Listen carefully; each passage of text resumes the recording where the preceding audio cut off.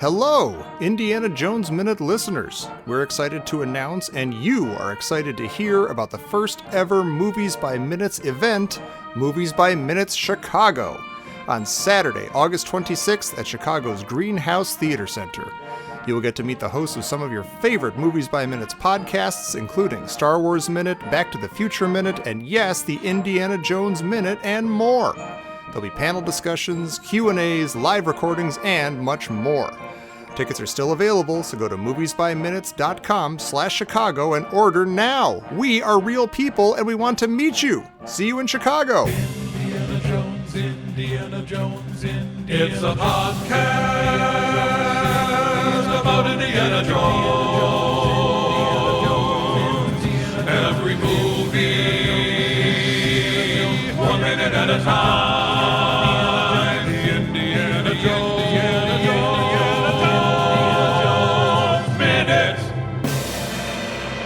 Welcome back to the Indiana Jones Minute. This is the show where we get to the heart of Indiana Jones and the Temple of Doom 1 minute at a time. I'm Tom Taylor. I'm Pete Mummert. I'm Jerry Porter. And I'm Ed Dolista. Welcome back, Ed. It's a pleasure to be back. Thanks for having me again. Joining us all the way from IndyCast, the world's #1 Indiana Jones podcast. Yes, deep in the heart of Australia, yep. Yeah. So welcome. I know that must have been a difficult travel, and you must be yelling really loud just to be heard all the way from there. That's right. I've got an extra thick string in my can. Perfect. Well, we are thankful for that because we need your help to discuss minute 82 of... I almost said Raiders of the Lost Ark. We're here to discuss minute 82 of Temple of Doom, which begins with Willie asking Indy if he's mad, and ends with Shorty about to crush hundreds of innocent kids with a ladder.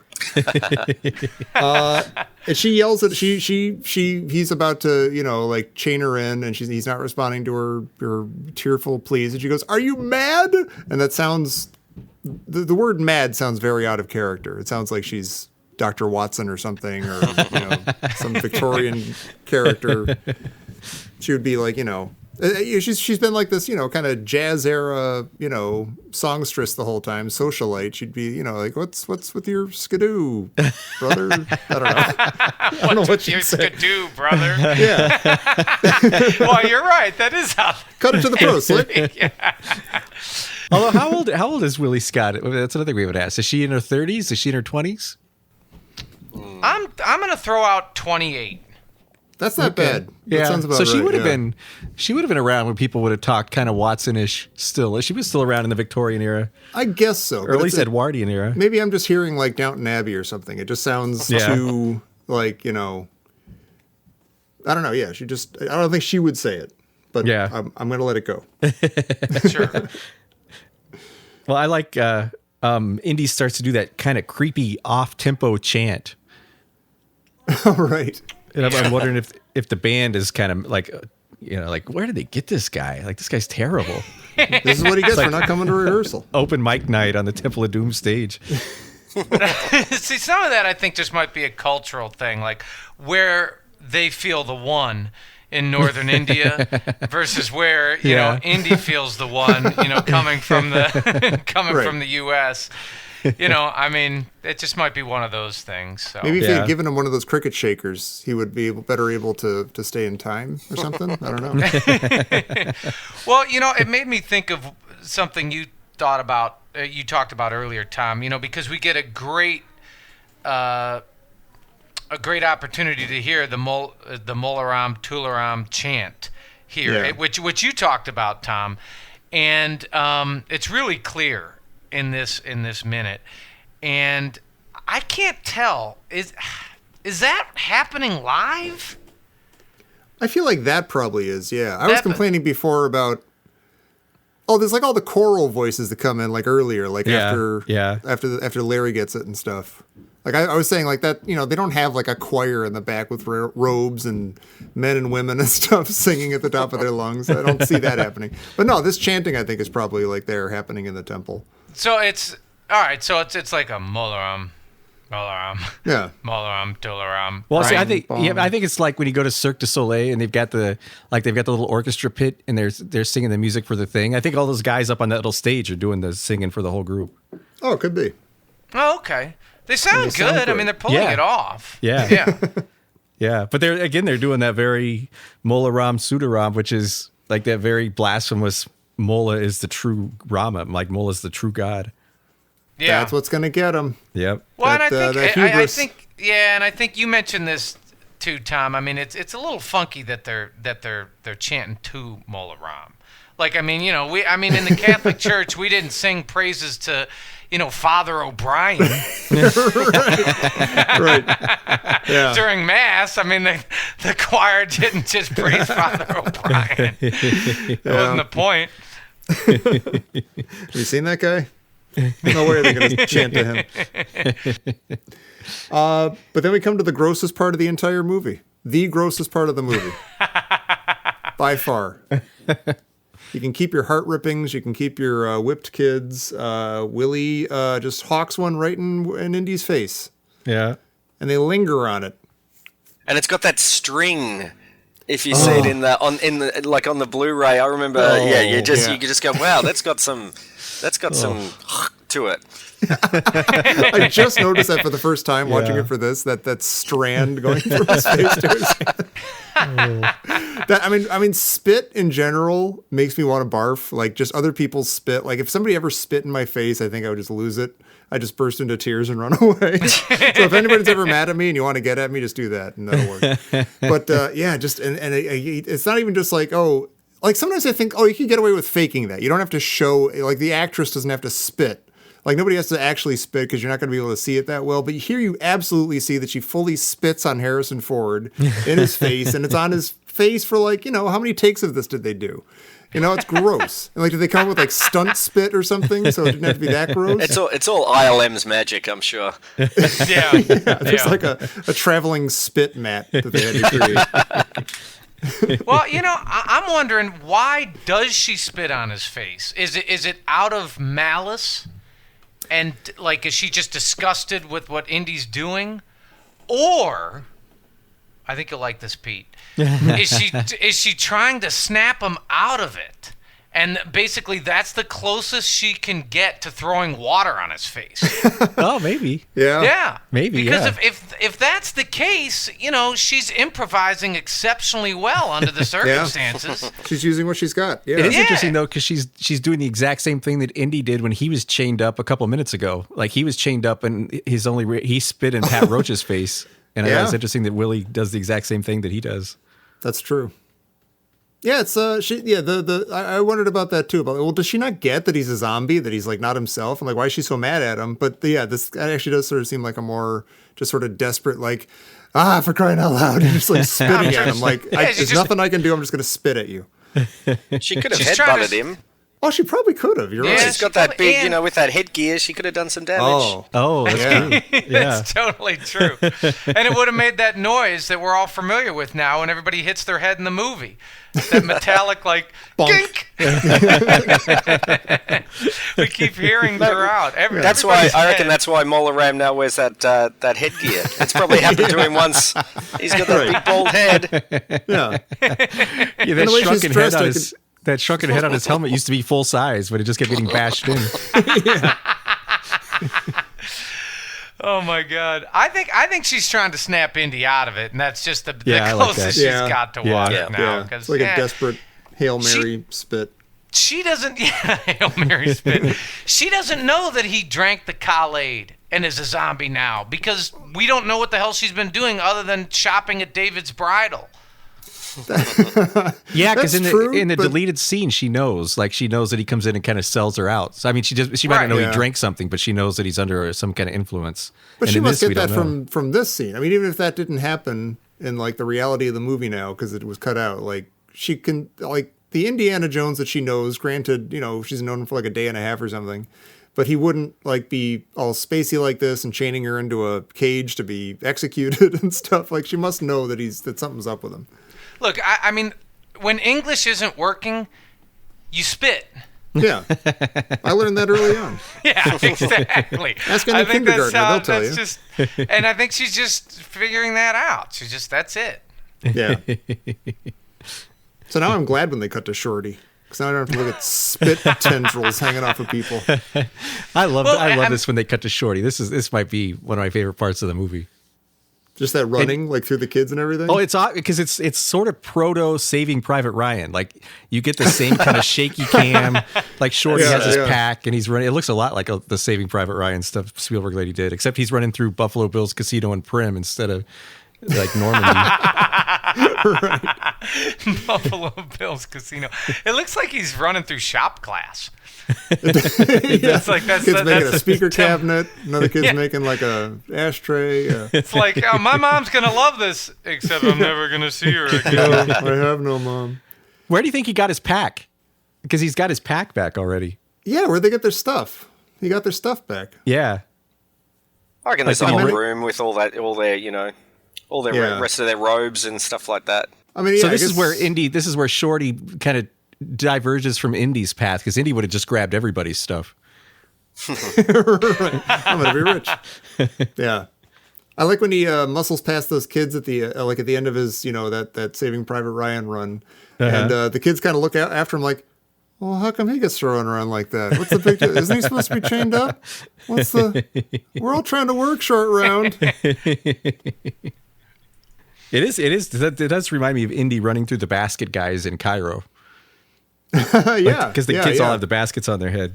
Right, and he actually does like a similar kind of like pinballing off of them and stuff. Like kind of bouncing off of them to get through. Yeah. Is there another shot like that in the movie where it's kind of like like you're running behind the character? Like we're like a little bit lower than short round, where I think the camera's at like his waist or his back or something. Yeah. And it's following. And I'm wondering, I mean, that what makes that shot stand out is you don't see too much of that in this movie, do you? No, I think you're right. I mean, I'm thinking about the minecart, but that's a little different. That's like, following a vehicle is a little different from like following a running person. Well, and it's interesting too, because Jerry was like, this kind of mirrors the Cairo market. And Jerry, you were going crazy because the only POV shot in Raiders, I think, was from Marion's point of view, where you're kind of looking through her eyes as the wagon pulls off. Yeah. And so here you get almost a POV shot, like chasing after Shorty, like you're running right after him. Absolutely. Or hopefully you're running with him. Yeah. That's a good distinction. I don't know where your head is, Pete. Get back here, kid. If you are running, you would be running with him, because you're like another kid's eye view. You're not a guard's eye view. Yeah. Right. Now I'm watching him go up the ladder and stuff. That's like a really tall ladder, and the guy's right after him. I guess he must, like, conventional wisdom is you don't run up.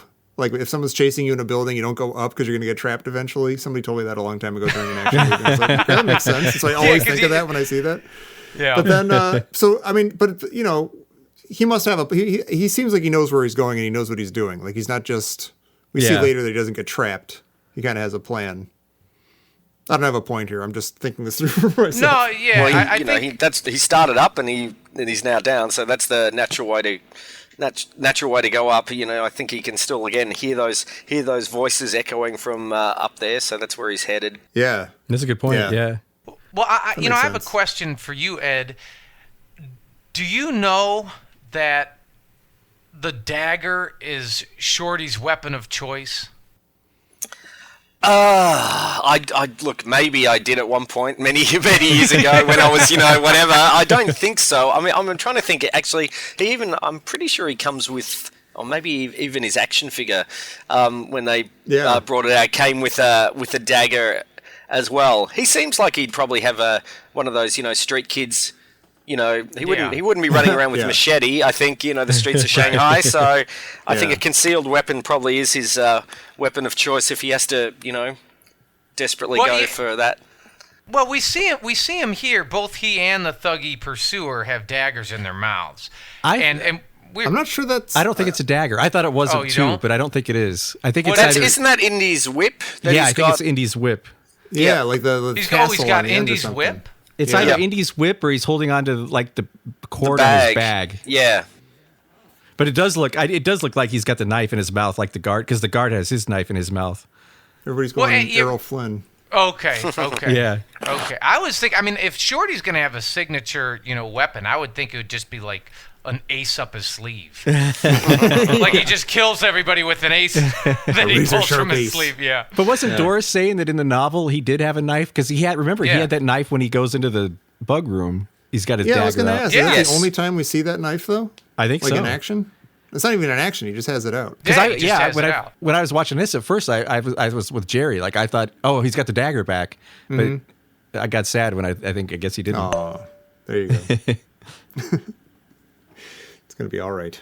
I'm looking at it now, actually. Yeah, I think you're right. It is interesting. Like, I love all the kids kind of stop and watch, even though they're going to get in trouble. Like, they're kind of like the stormtroopers on the Death Star, like watching the lightsaber battle. Right, yeah. But it makes me think that Shorty's kind of like a Moses. He's like a little pint-sized Moses figure. Like, he's going to end up leading all these kids into the promised land. You do see there's like a whole wave of like inspiration going through the kids. Yeah. He's just followed by kids like, oh, you can take off your stuff and book away from everything and knock the ladder over. They do part like the Red Sea a little bit when he runs through. Yeah. That's true. And then like the real Moses, like he leads them to the promised land, but he never quite gets there himself because he just sort of disappears. Yeah. He ditches him. Little punk. Well, can everybody just go to second 56? Yeah. Yeah, go exactly to second 56. Do you guys see that the pursuing thuggy, like he maybe suffers from a mild case of strabismus? Well, they look up strabismus. Yeah. Is that lazy eye syndrome? Yes, it is. Strabismus. Oh, yeah, really? It's like if you're cross-eyed or lazy eye. Yeah. He has like maybe a mild case of it. Oh, he totally does. Yeah. Okay. I'm not crazy. It's more 57 on my thing, but okay. Is it okay? There's like a mild case of it. Oh, totally, yeah. Which apparently that could be fixed with, certain eye exercises. Sure. Well, falling from a great height. Yeah, landing on some kids from a great height. Yeah. I mean, I joked about that in the beginning that, like, he's going to crush a bunch of kids with a ladder, but I mean, isn't he about to crush a bunch of kids with a ladder? Like, I know he's trying to help them and stuff, but they're all they'd all right jump out of the way. ladder. They'd all jump out of the way really quickly. I guess so. They're pretty wily. That guy's gonna bring down some kids though. Like when he falls. Yeah, maybe. The kids don't stand a chance. I listened to what he was yelling at Shorty like 200 times too. And the only thing, it just sounds. I'm not going to repeat what it sounds because it just sounds incredibly obscene. Tell us off the air. It's the next time somebody swears, you should just play that. Yeah. But then we have to bleep that. So also the guy yelling does not sound like I would imagine that guy to look. Right. This might be a case of they didn't concentrate that hard on authentic casting. Yes. I think that's because Harrison Ford hurt his back. He just set up a chain reaction throughout the whole production. Yeah. This guy's actually from the catering truck. They had to get him into the action. Talking about not having a plan. Yeah, he really is the little indie. Like he's making it up as he goes along. Yeah, except he's perhaps a bigger-hearted indie.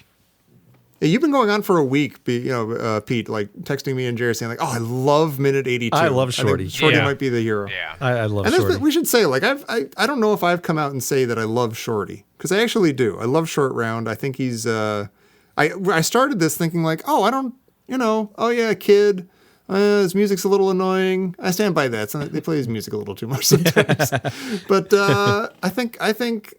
All things considered, I think he's kind of awesome. I'm on his side. He's not that annoying, obnoxious type of kid that you often see in movies. Yeah, right. yeah. Right. I think I said this early on. Like if you on paper, Indiana Jones has like a kid sidekick. You go, oh my god, that sounds awful. Yeah. Oh no, his hair's going to be parted on the side. He's going to wear his baseball cap flipped. Oh my god, a slingshot on the ready to go. Yeah. Oh my god. He's going to make a really stupid mini cape joke. Yeah.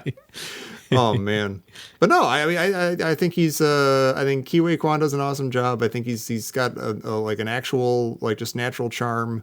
Yeah. And Short Round himself just does a lot of cool stuff. I love when he goes bananas. I keep thinking about that time when when Indy's all chained up and they're forcing him to drink the blood, and Shorty's like, f it, and he just goes nuts and he just starts killing everybody in the room, or trying to anyway. He does what you want Chewbacca to do in The Force Awakens. Oh, you read my mind, Pete. Totally. Yeah. Like he just goes berserk. Like he sees red and he doesn't know what's going on. He has the last half hour of Force Awakens should have just been Chewie killing everything in sight. It should have been Chewie dismantles the entire planet. Yeah, which I guess eventually happens, but it should be but Chewie does it with his arms. Right. And it should be like a stinger at the end, like a post-credits thing where Chewie's just bathed in blood, just like. And the movie ends, and that's it. The movie just ends.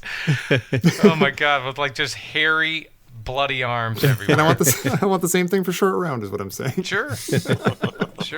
I like Short Round a lot better than I thought I would, or that I remembered him as. I guess I kind of threw him in the sort of, I guess, the Willie Hopper of like, God, I just want Indiana Jones to be in the movie, just I don't need to be distracted. But here we are at minute 82, and I agree. I think he does. I like him a lot better than I had remembered, and I think Jonathan does an amazing job with them, and he's cool. Yeah. Yeah. I think the thing I like when I saw it, and it was, I don't know how old you guys are, but if we're in the ballpark, but he was around my age when I saw the film, so that was my entry into it. Thinking, wow, I could be Indy's sidekick, which is always a good thing. So yeah, definitely. I think that hit a lot of us. And speaking of like what we all agree that, I mean, the three of us agree that Raiders is unimpeachably the best one, but we go back and forth about the others and the quality of them and stuff. But what's your ranking of the Indiana Jones movies, Ed? Gosh, I think it changes a little bit, but certainly Raiders it's like with a New Hope. That's my Star Wars number one. Raiders definitely has to be my number one. As for, it changes. Look, people who listen to my podcast know that I really quite enjoy Kingdom of the Crystal Skull. There's flaws in it, but there's moments that I think are really cool. And just any film seeing, Indy back on screen is miles better than all those, those Mummy or Indiana Jones, wannabe sort of trying to recapture that magic. So, so I think probably. I don't know. Probably maybe Last Crusade is second, and Temple of Doom third, but a pretty close fourth, I think, is Crystal Skull, because I really enjoyed being swept up in. When it was coming out, that's when we started the Indie cast. In late 2007. So that has fond memories for me, and I just enjoyed it. And as a teacher, because I bring up Indiana Jones, and I've got Indiana Jones in my classroom with Crystal Skull posters and things like that, and they all, cool. the kids all love it, So I think it's us, maybe us hardened indie fans who maybe have more issues with it than than the younger generation. Oh my God, I do sound old. But yeah. Kids these days. Yeah, I know. Get enjoying off my lawn. stuff. Yeah. So how dare they? How dare they? But look, they're all great. I try to throw them all into they all have their moments and their places for me. But certainly Raiders is it's the perfect action adventure movie. There's no doubt about that. Well, you mentioned teaching. What are some of the lessons that you teach kids about Indiana Jones? Like, I'm trying to imagine the morals and lessons that can be gleaned from these movies. Like, if you see gold and it belongs to someone else, you can take it. It's fine. It's gold. That's right. It's fine to take the gold. X never marks the spot, obviously, but there's. I just like to say that you can. It's a good example of. I usually say to my students, teachers, we do have lives outside of class. We're not thinking about class 24/7. We actually go out and do things. Indiana Jones, sure, he goes out and acquires rare antiquities, but Other teachers go out and do things. It might be just going on holiday. It might be just, whatever. But you can have a well-rounded life as a teacher, like Indiana Jones, and you don't have to be a bookworm necessarily to do that. And the other thing I usually always say is, it's all that it's great about applied learning and hands-on learning. You can't just learn stuff in textbooks. You got to go out and do it. And as a drama teacher, that's especially the case. So I try to instill that. And wear a leather jacket and a fedora as often as you can, because they rock. Totally. Do you ever use Raiders to teach the kids how to spell Neolithic? I'm usually up there. I must admit, I do think of that occasionally when I'm up there on the on there. Luckily, I've never had a student write, "I love you" on their eyes. Otherwise, that would be very, very awkward. So, right. Has anybody given you an apple? Actually, no. That's really, it's frowned upon eating in class in Australia. I don't know. It's just maybe that's what it is. No sense of tradition. Come on. Wait a minute. I'm getting something in here. This just in from Professor Christy Porter. Oh. What a loogie. Thanks, Christopher. Yeah, thanks, Christy. She's back. She's re-engaged. Back in office hours. Bless her heart. Yeah. But Ed, thank you so much for joining us for the past couple of minutes. This has been awesome. Thank you very much. Thanks for inviting me. I really had a blast. Oh, totally. And remind the people where they can find you, so they can somebody can send you an apple, for God's sake. Our strict Australian quarantine laws, it might be a bit of a problem, right. but that's okay. Some desiccated apricot would be nice. What's dates? Send me some bad dates. Wouldn't that be nice? You can find us at theindycast.com. We're on iTunes, Stitcher, all those other podcast aggregators, or on Facebook if you just do a search for the IndyCast and say hi. And we're always looking for contributors to the show, and talking indie is what we love doing. So hopefully we can get in touch. Beautiful.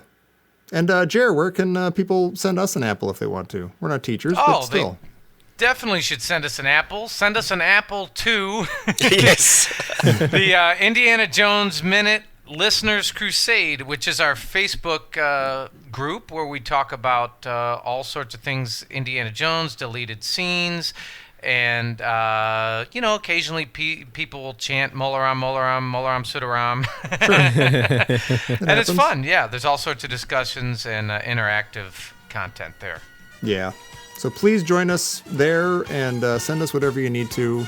And please come back tomorrow for minute 83 of Indiana Jones and the Temple of Doom here on the Indiana Jones Minute.